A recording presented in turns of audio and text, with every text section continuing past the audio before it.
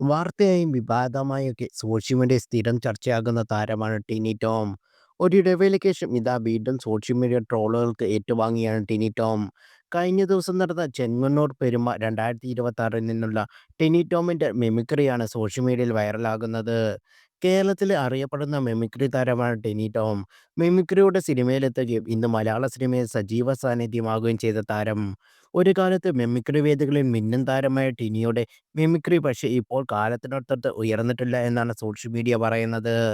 പരിപാടിയിൽ ടിനി ടോം അവതരിപ്പിച്ച മോഹൻലാൽ സോഷ്യൽ മീഡിയയിൽ ട്രോളുകൾ ഏറ്റുവാങ്ങുകയാണ്. എമ്പുരാനിലെ മോഹൻലാലിന്റെ നടത്തമാണ് ടിനി അനുകരിച്ചത്.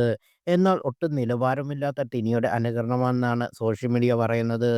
നിരവധി പേരാണ് കമന്റുമായി എത്തുന്നത്.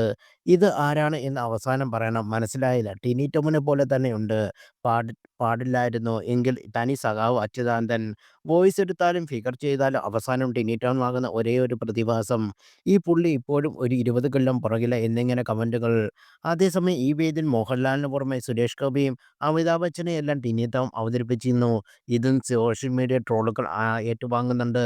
ബച്ചനും സുരേഷ് ഗോപിക്കുമെല്ലാം ടിനി ടോമിന്റെ ശബ്ദമാണെന്നാണ് പരിഹാസം.